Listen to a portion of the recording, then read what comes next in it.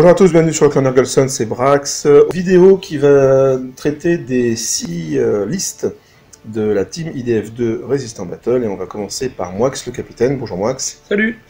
Donc vas-y, raconte-nous un peu ta liste qui s'affiche, qu'est-ce que tu joues et pourquoi et à quoi tu sers, etc.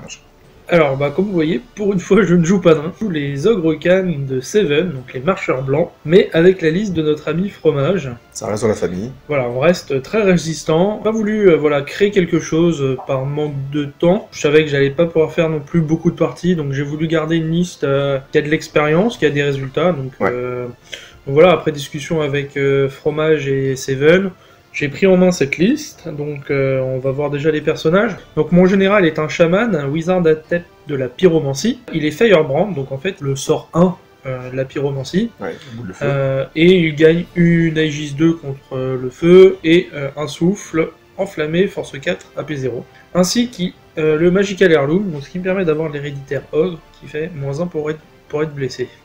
Plus on amélioré, ça améliore aussi la résilience du chaman. Voilà, c'est un sorcier donc niveau 2, mais qui connaît donc 4 sorts, 3 du feu, 1 ogre. Et donc il coûte pas cher en fait. Et surtout il coûte pas cher, il coûte que 380 points. Ouais.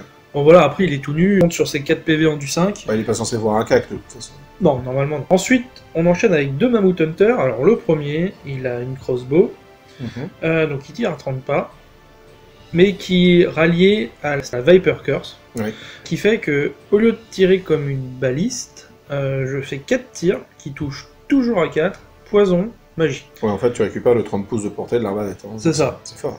C'est assez fort. Là, dans les tests, ça m'a pas mal aidé. Parce que je m'amusais à tirer sur des trucs qui avaient des -4, -5. Ah bah ouais. C'était rigolo de dire, en fait, je te touche à 4. Puis voilà, sur les monstres, le poison et AP2, ça peut faire des dégâts. Tout à fait.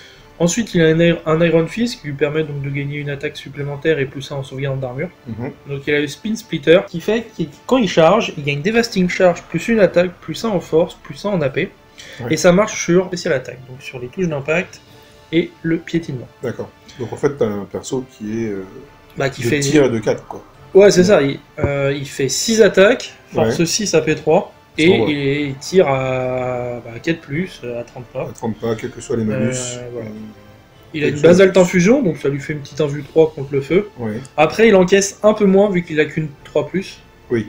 Un peu fragile, mais voilà, c'est vrai qu'il peut charger pas mal de trucs. Ça reste de l'endu 5, 4 points de vie. Ouais, c'est ça. Donc, mouvement 7 rapide. Ouais, non. Vu qu'il est leader of the pack, il est accompagné d'un petit dent de sabre. Qui va lui permettre d'avoir l'avant-garde derrière. C'est ça. Donc ensuite, on a un autre Mammoth Hunter, donc qui a aussi son Iron Fist. Il a une Troll Eater, donc qui lui donne une régène à 4 et multipound 2 contre tout ce qui est infanterie large. Ouais, et il y en a beaucoup d'infanterie large. Et il y en a pas mal. Et il a la ceinture, la Wrestle Belt, qui donne plus en force. Mais pas en AP. Mais pas en AP. D'accord. Mais par contre, vu que c'est plus en force, ça marche pour son jet de... pour le Hunting Spear. Ouais. Ce qui fait qu'il a quand même force 7, AP 3 le pépère. Oui, et des 3 PV contre les Towering. C'est ça. Donc ouais, tu es un monstre très facilement. C'est ça, le monstre, il a un peu peur. Ouais, c'est ça. Donc voilà pour les persos. Donc on a les 2 grosses menaces de ces chasseurs. Ouais. Qui, avec l'avant-garde, mouvement 4, il marche forcé 14, peuvent vite être dans les lignes adverses. Oui, s'il y a un trou, il passe, et puis c'est fini. Quoi. Soc de 50 Soc de 50, parce qu'ils sont leaders of the pack. Tout à fait. Ensuite, en base, on commence avec Saint Tribesmen, qui ont musicien, bannière et bannière de la discipline. Donc voilà, ils ont en fait l'équipement de base, c'est une paire d'armes, donc c'est 4 attaques, ACC 4, force 4, AP1. C'est le chausson du général. Comme ça panique pas. Il n'y a pas ce risque-là, parce que comme vous voyez, il n'y a pas de grande bannière. Donc, toute l'armée a un commandement 8. Oui, tout à fait. Donc voilà, ça permet au moins d'avoir un pack sécurisé, qui peut aller chercher des objets. Oui, ça reste du scoring. Voilà, c'est ça. Ensuite, on attaque avec 20 scrapulins, qui ont un foreman, un musicien et des arcs. Donc un foreman n'est pas un champion. Donc le foreman est on va dire un champion amélioré parce qu'il fait il permet d'être grande bannière seulement pour les insignifiants. D'accord. Donc ça marche pour le croc de sable? Non, que pour scrapulin, scratapulte et scrapling trapper. Donc voilà, ça fait un petit chausson qui tire, qui est sur un côté pour aller choper un objet. Ouais. Puis avec le foreman, ça permet d'être un peu autonome. Et avec un 7 relance tranquille. Ensuite, on a 3 packs de bruiseurs, donc les ventres durs. Il y en a 2 avec musicien, 1 sans musicien. Voilà, ce qui permet d'avoir pile poil 1125. Ouais, c'est une question de dépasser, quoi. Pareil, c'est de la scoring rapide, tu peux esquiver des trucs et pour aller chercher des objets. Et qui balance potentiellement 9 points force 6. Ouais, bon, je tape plus sur 6. Oui, parce que t'es en rang de 1. Enfin, je suis en rang de 1, il y a toujours un mec qui va mourir vu que je tape en sûr, dernier. Donc voilà. Ensuite, on enchaîne avec 2 canons. Ouais. Donc les bouts de fer, tir à 48 pas, canon classique. C'est un char, mais pas rapide. Ouais. Et c'est l'un des 2 canons du jeu avec le canon nain qui a toujours la mitraille. Oui, toujours la mitraille et en amélioré. Ouais. Parce que le pimpin, donc c'est portée 12 comme à chaque fois. À chaque fois, ouais. Mais il fait force 5 AP4. AP4 Ouais. Ah, c'est pas drôle ça. Donc, d'accord. Voilà. Ouais, sympa. Bon, après, voilà, c'est portée 12, donc en règle générale, soit il y a la longue, soit il y a le mouvement. Oui, bien sûr. Donc c'est du 5+, mais bon. F5 AP4, la cavalerie rigole pas trop. Ouais, c'est ça, ouais. Si par exemple la cavalerie rate une charge et que ça rentre dans les 12 pas. Ouais, bien sûr. C'est situationnel, mais c'est toujours intéressant d'avoir cet AP4 ouais, c'est ça. Sur un multi-tir, quoi. C'est ça. Voilà, ensuite on enchaîne avec la force de frappe, avec les 2 Rock-Rock. Ouais. Donc voilà, les pimpins qui tapent en impact à 3D3, force 8, AP4. Voilà, ça peut faire des gros trous, surtout quand ils chargent en même temps dans un même pack. Oui, les deux en même temps. Voilà, bon, il y a la frénésie à gérer, mais bon. Là, avec les parties test, j'arrive à la gérer comme il faut. Ensuite, on a deux creux de sabre qui permettent donc l'avant-garde des mammouths, puis bien sûr permettent de rediriger par la suite. Des mammouths hunter, et puis après ça devient de la redirection. Tout à fait. Voilà, toujours aussi efficace qu'en V8. Ça bouge de 28 pas au terrain, quoi. Oui, c'est plutôt bien. Plus mal, hein, ça a 2 PV, 2 attaques F4, CC can. Et on finit avec les 3 cannibaux, parce qu'ils sont beaux, une plaie. Ouais, une plaie pour l'adversaire. C'est l'horreur, ce truc. Ça coûte que 175 points, c'est en embouche. Moi, de temps en temps, je les mets sur la table directement, parce que ça fait de la redirection aussi, bon, pas très cher. Et puis c'est tellement un scotch, parce que c'est indémoralisable, donc...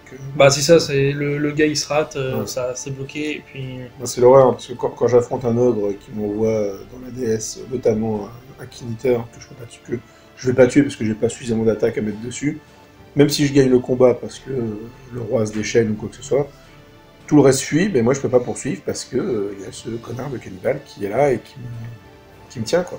Ah, c'est ça. Donc bon, maintenant il y a quand même beaucoup de feu, donc ça se gère un peu plus, mais c'est vrai que pour 175 points, faut pas s'en passer de ces gars-là. Donc très utile, parce que oui, voilà, soit le gars il joue une gunline et ça me permet d'aller rapidement derrière, soit si c'est un joueur assez offensif, leur guerre est du chaos, des trucs dans le genre, ou même toi, Baptiste, je peux les mettre sur la table pour aller rediriger. Parce que tu avais fait quand on a fait la partie il y a 2 semaines. Donc voilà les listes. Donc comme vous voyez, c'est un MSU qui peut jouer de façon offensive-défensive selon le match-up. Voilà, le rôle que je donnais à Fromage, c'était de basher, donc on va dire que je reprends ce rôle-là pour l'équipe. Tout à fait. Pour l'instant, on va dire sur, je sais pas, j'ai fait une dizaine de parties. Je pense que je reste en positif. Ouais. Donc il faudra rester en positif pour l'Inter. Il faudra rester en positif pour l'Inter, tout à fait. Voilà. Ok, bah merci Max pas de souci. Pour cette jolie liste et qu'on doit à notre ami Fromage qui ne sera pas de la partie malheureusement cette année. Et donc on passe avec Seven. Bonjour Seven. Salut. Sur la liste Vampire Covenant. Et donc toi t'es le seul de l'équipe par rapport à la team des Califs qui n'a pas changé sa liste. Exactement, parce que j'ai des choses à me faire pardonner. C'est ça. Une sorte de 25 points en 4 games. Une histoire obscure d'un tournoi dont on ne parlera pas. Ces Califs ne se sont jamais passés. Absolument. Alors, qu'est-ce que tu joues? Qu'est-ce que je joue? Je joue Vampire. Oui. Et donc nous commençons avec un vampire, un gros vampire de bâche. D'accord. Vampire Lord, qui est général, un Wizard Master de l'évocation. Ok. Qui est un Monster Hunter, donc il fait blessure multiple 2 contre les Towering Présence, et non pas les gigantiques, comme certaines peuvent le... Oui, parce qu'il y a des Towering Présence qui ne sont pas gigantiques. Exactement. Mais tous les gigantiques sont Towering Présence. Oui. Voilà, donc ça... C'est plutôt pas mal. Ça ouvre un peu... Donc la blessée inscription pour relance blessée divine, histoire de faire des trucs rigolos. Ce petit monsieur Enalbard, histoire de faire F6, AP3. Destiny Call, c'est pour avoir 4+1 vul. La Night Scroll, c'est pas mal du tout, ça permet ça évite les bonus de force dus aux armes. Je les annule. D'accord, oui. Et après, le vampire peut pas être blessé mieux que sur 4+. Ouais, c'est compliqué, là. C'est un bon vampire tranquille. Ouais.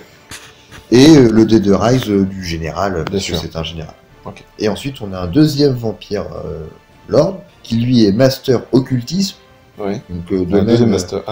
Ouais, moi j'aime la magie. Ouais, tu aimes la magie. La magie, c'est fort. Ouais, mais surtout l'occultisme, parce que Petit Monsieur est Bestial Bulk, donc il passe à rendu 6. Il donne scoring aux Ghast qui sont un peu plus bas dans la liste. Sur Flag, c'est lui, scoring à buter. D'accord. Ouais, c'est une petite subtilité parfois qui est pas facile à entrevoir. Tu as pris mes Ghast, mais tu n'as pas pris mon. Tu n'as pas pris mon vampire, donc tu n'as pas pris le flag. Le talisman au shielding, donc là, vu la 5. L'hypnotique pendante, donc ça me donne distracting au vampire. Ouais. Et si je suis dans un pack d'infanterie standard, le pack gagne parade. Donc pas les Ghast, mais les ghouls. C'est ça. Okay. Et il a une arme lourde pour taper à la F7. Très bien. Un gros pilier. Et pour finir, un nécromancien qui est un wizard apprentice Hashini. Ça me permet d'avoir ma 3e repop si jamais je dois jouer 3 repop. Et dans certains match-ups, je le prends pour avoir le blast de l'alchimie qui est toujours utile. Très bien, d'accord, oui. Base, voilà. Oui, c'est vrai qu'il est bien. En base, on a 31 ghouls avec un champion. Ok. 28 zombies, donc ça c'est pour le nécro. 2 bats de soir, bon, ça j'aime bien parce que ça vaut pas grand chose, c'est un mouvement 6, c'est distracting, ça met moins un CC off, moins un CC def. C'est très très chiant comme base. Au corps à corps, donc c'est plutôt rigolo. Bon. Ouais. C'est hard target aussi ou pas? Oui, c'est distracting, c'est skirmisher, voilà. C'est skirmisher. Donc c'est hard target distracting aussi. Voilà. Et c'est 4 points de vie, bon, du 2 force 2. Hein, oui, bien sûr, mais bon, faut taper dedans, quoi. C'est ça. 8 loups champions pour entrer dans les bases. Ouais. Ensuite, on passe à 8 Ghast champions. 2 Great Bat pour la redirection. Ouais. Un court pour aider les ghouls, parce que le court il fait toujours son -2 en CC def et -1 en agilité. Donc c'est toujours utile. Et en fait, avec les ghouls, ça nous donne un peu d'AP entre le trône et le vampire avec les hallebardes, qui lui a AP3, le trône a 6 attaques AP2. Donc ça me fait 11 attaques d'AP, plus toutes les attaques des ghouls, poisons, mais sans AP. Ça permet de gérer un peu plus de choses avec le pack de ghouls. Ouais. Et ensuite, on passe à 4 Vampire Knight état-major complet et 3 Vampire Knight champions musiciens. Alors, il y a les champions dans toutes les unités où je peux avoir des champions. C'est pour le souffle de l'occultisme. Bien sûr. Qui peut être balancé à 18 pas, qui fait des bonnes blagues et qui me permet de ramasser du once assez facilement. En plus, avec la mobilité des chevaliers vampires, oui, des chevaliers vampires, ça fait le combo, quoi. Du loup et des trucs comme ça. Alors, faut rester à 12 pouces du bestial bulk. Hein, ouais, bien sûr. Mais bon. Ça se fait. Ça se fait. Ça fait une projection de 30 pas pour ton souffle, en fait, en gros, par rapport à ton bulk. C'est un peu ça. Donc voilà, le principe de la liste, c'est très tanky. On est quand même sur le rendu 4, rendu 5 sur les 2 grosses briques. Un peu de mobilité avec quand même de la F7 pour les Vampire Knight. Et ça permet de jouer à peu près tous les scénarios. Ouais. Donc, ce que tu disais au calife, c'est qu'en fait c'était une liste polyvalente avec tanky, mais qui a un potentiel d'agression. D'agression, si jamais il y a besoin de pousser, c'est faisable. Voilà. Je pousse à mouvement 4, hein, c'est non plus non, mais bien sûr. Mais de la vélocité extrême. Hein. Non, mais tu sais, moi, tu parles à un mec qui a mouvement 3. Hein, donc, marche forcée 9. Hein, voilà. Je ne ratteins pas déjà. C'est pas faux. D'accord. Ok, merci Céline. De toute façon, toi, on avait déjà fait un peu le tour finalement du rôle de Thalys. Je vous invite à aller voir la vidéo sur les califs si ce n'est pas le cas. C'est la même chose. C'est exactement la même chose, mais c'est pas les mêmes résultats. Exactement. Voilà. On est sur 2 poids 2 mesures. 2 poids 2 mesures, voilà. Ok. Merci beaucoup Céline. Et on passe avec Tuttle qui joue les Sylvan Elves. Bonjour. Salut Tuttle. Alors, la liste Sylvan Elves que j'ai amenée à l'Inter cette année, c'est une liste un peu originale puisqu'il n'y a quasiment pas de tir. Ouais. Et j'avais envie de faire du CAC. C'est les envies du chaos qui remontent, ça. Ouais, mais en même temps, je pensais que c'était vraiment possible, qu'il y avait quelque chose à faire, sinon j'aurais pas amené ça. Et donc, voilà, j'ai essayé de jouer sur les forces que je voyais chez les elfes sylvains, qui sont pas forcément accessibles à tous. C'est-à-dire la saturation de pain, beaucoup de paix, puis grosse mobilité et gros mouvements. J'ai fait une liste où j'ai 3 persos, j'ai pris un Triphaser Ancient qui donc est du druidisme, contrairement à la façon dont il est joué la plupart du temps en divination. Mais bon, ça se joue très bien en druidisme aussi. Il a un petit binding scroll, c'est le général. Lui, il est un peu en décalage avec le reste de la liste, dans le sens où il est très lent. Mais c'est pas gênant parce qu'il suit un peu l'armée pour buffer. Et puis il va apporter de la ténacité et un peu de tanking en mid-game ou en fin de game Voilà. T'as pas besoin de lui au tout début en agression de toute façon. Voilà, pas forcément. Il reste derrière, il fait sa magie. Voilà. Puis il continue à donner son commandement, ce qui fait que je suis pas contraint, je peux le mettre au milieu de mon armée, il s'adapte un petit peu au mouvement d'armée. Il a discipline combien le truc? Il a 9. Ouais, d'accord, donc plus que le 8 elfique, quoi. Voilà. Ok. À 18 pas, et donc ça c'est pas suffisant, donc il y a besoin d'une GB. Là, le concept de la liste, c'est qu'il y a pas mal de choses qui avant-garde, donc qui ont des très gros mouvements de 18. Donc une liste qui peut aller très vite vers l'avant.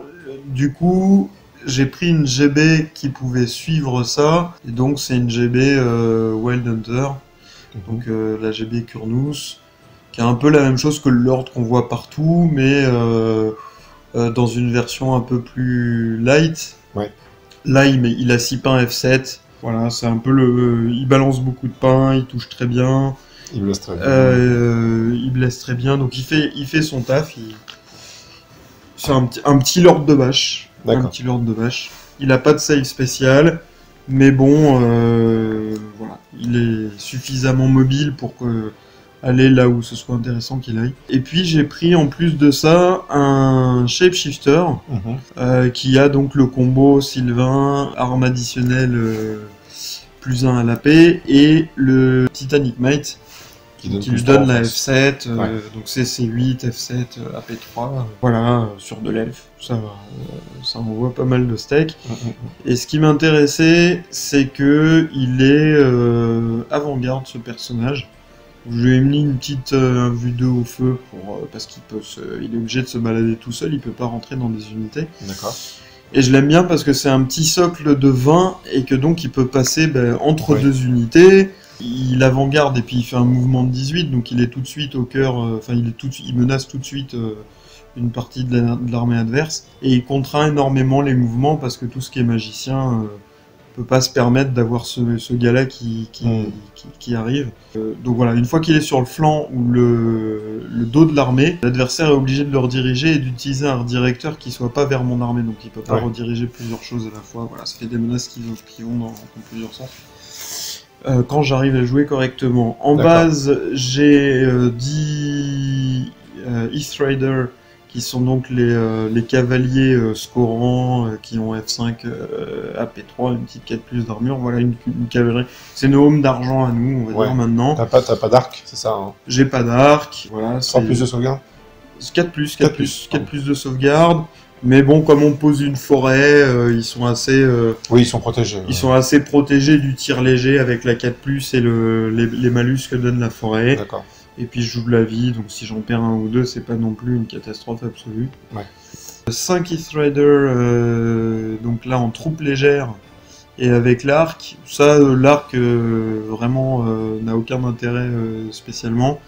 C'est simplement parce que j'avais besoin d'un redirecteur qui puisse rediriger tour 1, puisque selon le déploiement, je peux punir un mauvais déploiement en allant agresser T2, donc il faut que j'ai une redirection éventuellement au premier tour. Et du coup, ils sont pas scoring, donc tu peux te permettre de les perdre. Voilà. Et sur flag.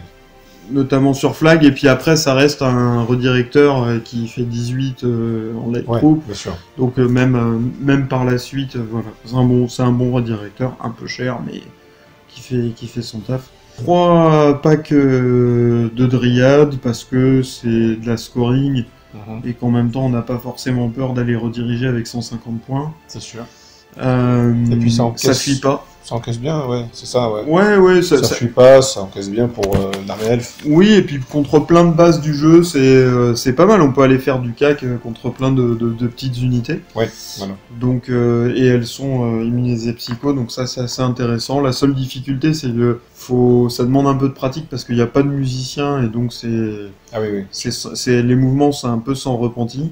2 grands aigles de redirection que tout le monde connaît. Et ensuite j'ai 23 Forest Rangers qui avant-garde avec la Banner of Speed. Donc là, en fait, on a une unité qui avant-garde de 12, qui balance grosso modo 30 pains et 5 perfo 3 à initiative 6 quand elle charge, et qui charge à 7, ça envoie pas beaucoup à 2D. Donc sachant qu'au premier tour, potentiellement, on a fait plus de 20 pas. On est à portée de charge normalement de pas mal de choses. Après, c'est une histoire de déploiement, quoi, si on peut l'utiliser comme ça ou pas. Ouais. 5 Kestrel Knights qui avant-garde aussi, donc ça c'est les faucons, avec la bannière qui rend distracting sur la charge. Voilà, je l'avais joué dès qu'elle était sortie sur des gros packs de faucons, cette bannière. Ouais. Et c'est sur cette unité-là que je trouve que c'est le plus efficace. Parce que tu envoies beaucoup de choses en charge, t'es vraiment impactant en charge. Et en plus, en étant distracting, on peut pas vraiment revenir au score, quoi. C'est ça. Tu rentres dedans, ça fait missile, en fait, quoi. En fait, la grosse différence avec d'autres, avec les Forest Rangers, par exemple, c'est que ils sont moins sensibles à certaines touches auto. D'accord. C'est-à-dire, si y a des chars en face, à ma phase de mouvement, je vais pouvoir éviter les chars assez facilement. Ouais. Et tout ce qui est piéto ne fonctionne pas sur eux. Donc voilà, finalement le distracting marche un peu. Et puis t'as une bonne armure, donc face au souffle par exemple, c'est ça. Voilà. T'as rarement une AP suffisante sur les souffles pour t'inquiéter, quoi. Voilà, ça va faire quelques PV, mais voilà. Puis... En du 4 et puis le faucon, lui, il se débrouille bien, quoi. Oui, le faucon, enfin voilà, ça envoie du steak, hein, tout simplement. Ouais. Pour le prix que c'est pas déconnant, c'est 560 points.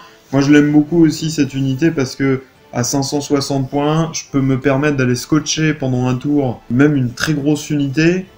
Pas tout, attention, mais beaucoup de grosses unités, et dans lequel il y aurait un mage, et en fait, c'est rentable. On peut aller tuer un mage à 400 points, perdre cette unité, on a gagné du temps, et l'échange de pièces, c'est que le gars en face, il a plus de magie, enfin, où il a perdu une grosse partie de sa magie. Bien sûr. Ouais, tu tues un master... c'est le même coût en points, mais l'impact sur la partie est voilà, c'est un peu plus cher que le master, mais en fait, l'impact du master, elle est beaucoup plus forte que cette unité. Et puis t'as ralenti l'unité. Et t'as ralenti, ensuite, en phase de magie, le gars doit quand même dissiper tout ce qu'il peut de buff sur cette unité, parce que si on leur met le plus rendu, tout d'un coup, ils ont rendu 7, enfin, ça peut devenir compliqué pour plein de gens. Théo le Guardian s'en souviennent. Tout à fait. Et 5 Briar Maiden sans le champion, qui sont en fait là aussi de la redirection, mais c'est une redirection qui offre une solution de chausson pour l'AGB. Comme ils ont l'invue à 4, ça reste pas déconnant. Contre le tir léger, en tout cas, il est protégé au moins un tour. S'il y a besoin, on peut le mettre là-dedans. Et l'autre chose, c'est que les 5 tirs poison permettent pas de gérer les monstres, mais de les affaiblir en les redirigeant. On va pouvoir mettre 5 tirs poison, 5 tirs poison de contre-charge, et ensuite 4 attaques poison. Donc ça commence à faire 14 points poison sur un monstre. Généralement, on va accrocher quelques PV, et derrière, j'ai de la F7 où tout d'un coup, il y a moyen de passer sur un monstre à 6 PV en un tour. Voilà, ça fait tout en l'ayant redirigé. Tout en l'ayant redirigé. Donc ça, c'est quand même assez fort. Donc c'est pour 200 points, c'est pas mal. En effet, une liste qui va être antipode de ce qu'on voit en SE, et de ce que tu avais joué finalement, peut-être pas totalement aux antipodes, mais de ce que tu avais joué au Calife. Oui, tout à fait. Au Calife, l'équipe m'avait demandé d'être plus conservateur dans ma création de liste que d'habitude, parce que d'habitude je joue des dragons, etc. Et finalement, je suis meilleur avec des dragons que quand j'essaye de faire des listes. Voilà. Ouais. Tu préfères cette liste, toi, à jouer? Ah ben ça, c'est beaucoup plus drôle à jouer. Hein. Je pense pour moi et pour mon adversaire. Là, j'ai 0 tir, donc là, je sais pas. Je joue que ce soit contre les démons de Titi ou je me prends une tanne ou les hommes bêtes contre lesquels j'ai joué en 3e game. C'est des parties où, je veux dire, si on met de côté le score et moi, je parle d'une game où je me suis fait tataner et une autre où j'ai mis un gros score. Mais en fait, dans les deux, à la fin de la game, il y a les 2 tiers de chaque armée qui n'existent plus. En fait, bien sûr. Donc, ça veut dire il y a plein de choses qui se sont passées.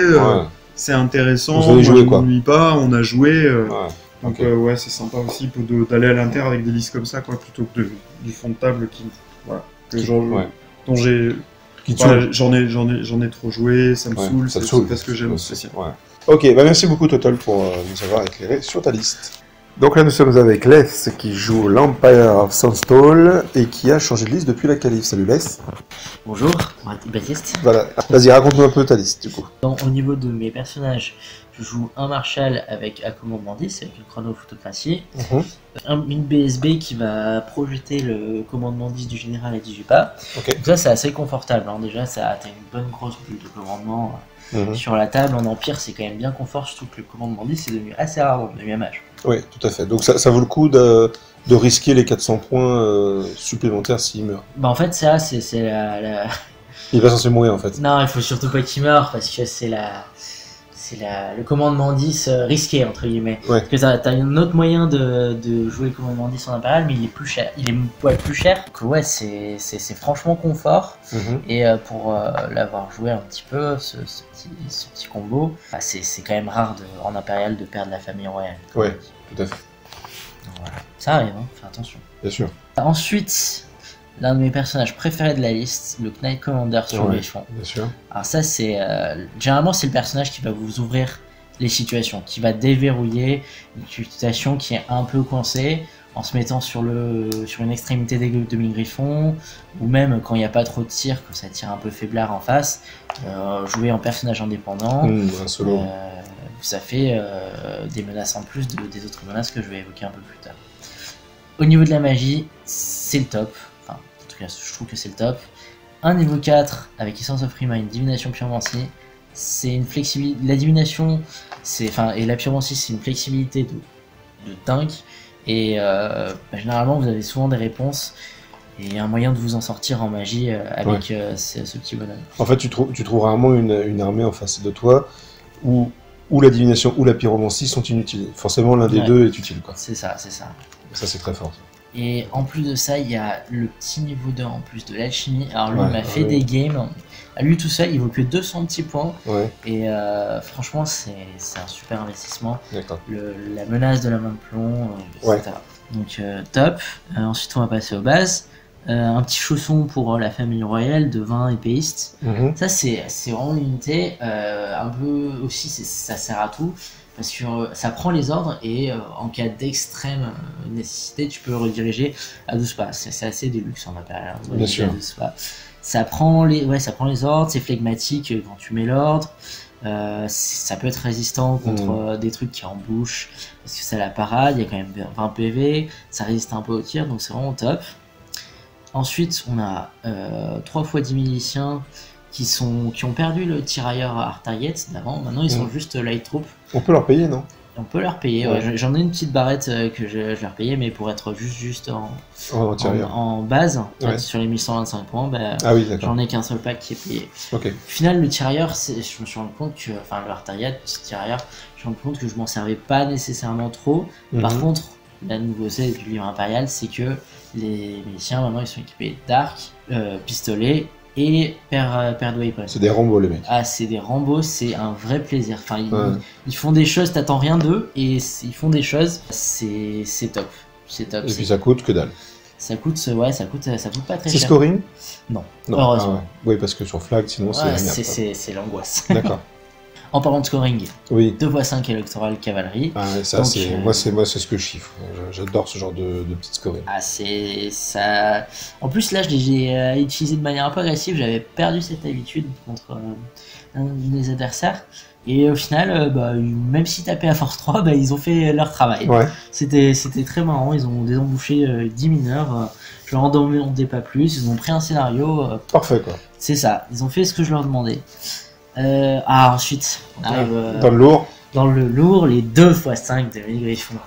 Ça. Bon, c'est beaucoup critiqué comme unité, mais bon, jouer des packs à mouvement 4, je me rends vite compte que je m'ennuie assez vite avec. Et le Griffon, c'est toujours une unité que j'ai adoré. J'adore son design, il y a beaucoup qui l'aiment pas. Moi, j'aime beaucoup. Tient tank bien, ça combo bien avec le Knight Commander. C'est vraiment une unité que j'aime beaucoup. Parce que ça te fait 11 demi-griffes en fait. C'est ça, 11 demi-griffes. Dont un bien burné. Dont un qui envoie des sacrées patates. Avec une sacrée belle figurine d'ailleurs. Merci. La figurine de Forge World, que j'ai eu le plaisir à qui j'ai eu le plaisir de faire un socle. Bon, toujours est-il que... donc, et... En dernier, le tank. Le tank, est-ce que... Ça must-have un peu pour toi, le tank? Il est dans toutes les listes inférieures. Il est dans toutes les... C'est le même prix qu'un Oroch, je crois, chez les œuvres. 475 points. Ouais. Et c'est vraiment costaud. Ça fait tout, c'est top le tank. Okay. Non, en fait, non, ça fait l'erreur que font beaucoup d'Impérial, c'est de trop s'appuyer sur lui. Ouais. Et parfois, ça peut donner des drames. Il faut savoir où est-ce que tu peux l'emmener, ton tank. Et à partir de ce moment-là, tu lui donnes une mission pour la game et c'est parti. Et puis on finit. Un canon. La base impériale. Voilà. Des points tranquilles. C'est des points tranquilles et puis ça fait une menace bien sympa. Et du coup, alors par rapport à ta liste des qualifs, parce que en fait, par moi, dans la team de l'interrégion, tout le monde a fait les qualifs, tout le monde a joué aux qualifs. Toi, t'as changé de liste du coup. Tu te sens mieux avec cette liste qu'avec ta full cave ou comment ça se passe? Je pense que oui, je me sens mieux parce que le full cave, c'est tout. J'avais l'impression que tout le monde savait jouer contre et du coup, très souvent ça donnait des games ultra verrouillés où on se faisait face comment on appelle ça, un face-à-face mexicain. Je une impasse mexicaine, voilà, c'est ça. Une impasse mexicaine. C'est tout le monde. Oui, tout le monde avec les flingues sur les autres et puis personne ne bouge quoi. C'est ça, et ça donnait souvent ça. C'était super paradoxal parce qu'en fait t'avais une armée full cave mais tu étais statique. C'est ça, c'est exactement ça. Super frustrant en fait. C'est un peu frustrant au bout du compte. Et là, l'armée est bien plus polyvalente et puis moins verrouillée dans des impasses. Donc, surtout le personnage de Migrif. Le personnage de Migrif. Il coûte pas très cher, il coûte 380 points. Ouais. Et il fait café. Et c'est une très bonne unité de chasse si jamais comme tu disais, avec peu de tir, tu peux l'envoyer tout seul et il peut aller croquer des trucs assez facilement quand même. Ouais, sur mon premier adversaire, j'aime bien ça, il remonte les rivières. Tu vois, il part d'un bord de table, et il va finir à l'opposé en ayant fait le tour et en mangeant tout ce qu'il a croisé. D'accord. Avec son pack de demi-richons. Ça, c'est cool ça. C'est super agréable. Ouais, d'accord. Ok, merci beaucoup là pour l'éclairage sur ta liste. Et donc là, nous sommes avec Bouffi qui joue Undying Dynasty. Salut Bouffi. Bonsoir. Et donc, vas-y, parle-nous un peu de ta liste. Qu'est-ce que tu vas jouer à l'interrégion 2019? Alors, mon général, c'est un pharaon sur Shah Guardian. Ouais. Il a une Heavy Weapon Godslayer. En fait, en gros, le gars, il a 5 attaques, force 7 à l'arme lourde. AP4. Il a Divine Attaque et il fait multiple wound 2 sur tout ce qui a une Aegis. Et il a 7 PV, save à 3. Et il divise les multiples wounds par 2. Donc très dur à tomber en fait. Ouais, donc le Shah Guardian en gros c'est l'ancien pharaon sur Sphinx finalement. Ouais, avec un Sphinx spécial. En vraiment 3 fois mieux. Vraiment 3 fois mieux. Donc après, un gros monstre. Ouais, un gros monstre en général qui porte aussi qui donne l'apparence charismatique à 18 points. J'ai un master divination avec le sous-conduite qui fait que je ne tire pas de carte de magie, j'ai constamment la même. Alors c'est quoi cette carte de magie? C'est 5, en fait j'ai constamment 5 dés de pouvoir. Ouais. Et pour les tokens, j'ai 4 tokens, plus un dé de 3, plus les channels. D'accord. Donc il y a souvent... j'ai constamment 8 dés. 8 dés contre 5. Ouais, c'est fort. Et on va dire que comme je joue l'évocation, avec le deuxième match, j'ai un deuxième match de l'évocation. Ah oui, tu gagnes des tokens. Je gagne des tokens, ce qui fait que généralement j'ai pratiquement constamment 3 veil tokens de côté. Ouais. Ce qui fait que 2 ou 3 fois dans la partie, je peux avoir 9 dés à 5. Ce qui est hyper fort. Oui, ce qui est fort. Ça représente la fameuse carte qu'on aime tous, qui est à 5-9. Voilà. Sauf que toi, tu peux l'avoir plusieurs fois dans la partie. Ouais, voilà. C'est ça. Donc j'ai le Talisman of the Void, donc j'ai channel à 3. Et après, j'ai 2 tombes architectes. C'est 2 braves tombes architectes qui vont donner une régène à 18 pas, à 5+. Donc c'est soit sur le Shah Guardian, soit sur 2 unités d'en dessous des statues que j'ai. Oui, forcément. Je vais avoir 2 x 5 scouts en base. Bien sûr. C'est des cavaliers squelettes qui tirent, mais c'est uniquement de la redirection, ça coûte 130 points. Ils sont scouts Vanguard. Ouais, voilà. C'est bien. Scout Vanguard, c'est vraiment top. C'est vraiment top. Ensuite, tu vas avoir 6 chariots en Legion Charioteer, ce qui fait que j'ai force 5 en charge. Ouais, et que tu es scoring. Et que je suis scoring. Et j'ai champion de musicien, standard bearer. Et j'ai une flaming standard. Ça ne sert à rien. Ça ne sert à rien. C'est nul. Franchement, je l'ai pas en 3 parties. Mais j'ai même pas réfléchi à comment j'allais l'utiliser quoi. Oui. De toute façon, t'as pas eu besoin de la famille. Bref. Non. Et ensuite, je vais avoir 20 skeletons musiciens standard avec la bannière de Relentless Company. Donc ça, c'est le gros chausson de la famille royale. Qui peut aller scorer au moment T avec la reine en face, quoi. En fait, tu peux se barrer plutôt. Scorer, te barrer. ou même rediriger, c'est-à-dire que tu peux, Oui. des fois, je peux sortir mes persos et je fais 15 avec les 20. Ah oui, oui, bien sûr. Et en fait, tu as un redirecteur que le mec, souvent le gars il oublie quoi. Et puis quand tu déclenches ta relentless, les persos eux aussi peuvent faire 15 en sortant du truc. Donc ils peuvent vraiment aller se planquer n'importe où quoi. Voilà, moi ça me permet, généralement ça permet au tour 5 de faire vraiment des mouvements un peu fifou avec 20 guerriers squelettes qui coûtent 230 points qui en fait font vraiment chier. Oui, bien sûr. Ouais. Et après, bon bah, la grosse force de frappe. La grosse force de frappe qui est... 2 fois 8 chapki, paire de weapon, musicien bannière, Ouais. rending banner. Voilà, bon. Et du coup, pourquoi Parade Weapon? Bah, déjà parce que tu montes à 4 attaques par chapki, t'as offensive 5, et tu casses la parade. C'est beaucoup de choses. Hein. C'est bien les Parade Weapon. Hein. Franchement, c'est bien. Bien. Et avec la rending, du coup, tu es... AP3. AP3, et la P3, elle est magique. La P3, elle fait beaucoup de taf, en fait. Ouais. Mais encore une fois, avec la team, on en discute, hein. Oui. C'est quand même plus sympa, je pense, de mettre la flaming sur les chapki et la rending sur les chars, par exemple. Oui, c'est sûr. Mais parce que la flaming, en fait, si tu la mets sur tes chaptis, ça t'ouvre le match miroir, en fait. Bah, en fait, ouais, voilà, c'est ça. En fait, ça le simplifie, en fait. Oui, ça simplifie, ouais. Mais surtout si en face, lui, il n'a pas de flaming standard. Bon, c'est quoi ton rôle à peu près dans la team, toi? Faut que tu scores de toute façon. C'est un peu comme pour les qualifs. Bah en fait, ce qui est fort, c'est qu'à la base, voilà, c'est que moi, je dois scorer parce que je suis en UD. Mais à chaque fois qu'on regarde sur le tableau, en fait, tu es pas très bien. Mais bon. Un mec qui doit scorer. T'es pas très bien, t'as fait des bons scores parce que là, quand on enregistre, on est le samedi soir. Mais bon, c'est parce que tu connais très bien ta liste. Tu préfères cette liste ou celle des qualifs à jouer? Celle des qualifs déjà n'était pas une liste faite par moi. Ouais. Et honnêtement, celle des qualifs est en matière de score est vraiment au-dessus. Elle est vraiment au-dessus. Hein. Ah, elle est meilleure que Chevalier. En fait, le truc c'est que au qualif ETC, j'avais une magie surpuissante, mais vraiment, franchement. On se rend pas compte, mais quand on joue, c'est avoir des blasts à 30 pas, faire ma repop à 24 pas. Ouais, c'est sûr. Enfin, envoyer tous tes boss de close à 24 pas ou à 30 pas. Tu joues dans un fauteuil, quoi. Ah ouais. Et en plus, j'avais, dans la liste des qualifs, j'avais 2 fois 8 chaptis et 5 serpents. D'accord. Donc j'avais vraiment 3 menaces et tout. Franchement, dans la liste des qualifs, c'est mieux. Le seul truc, c'est que le chat guardian, en fait, la liste là que j'ai faite, comme c'est mon armée, il fallait que ce soit peint, joli et tout. Bien sûr. J'ai arrangé avec ce que j'avais moi en figurine. Parce que cette liste là, par exemple, il y a d'autres choses à faire. Franchement, il y a d'autres choses à faire. Tu peux faire plus optimisé en je peux faire plus optimisé. D'accord. Honnêtement, je pense que le chat, par exemple, le chat guardian, dans une liste. Le chat guardian, pour moi, est très mauvais dans une liste avec des packs. Ah, il faudrait le jouer dans un MSU. En fin de compte, pour le jouer maintenant souvent, je trouve que dans un MSU, il a un beau potentiel. D'accord, ok, ça c'est intéressant de voir ça. Ok, bah merci beaucoup Bouffi pour l'éclairage sur ta liste. Et on va donc finir par la liste du clan Nurgle.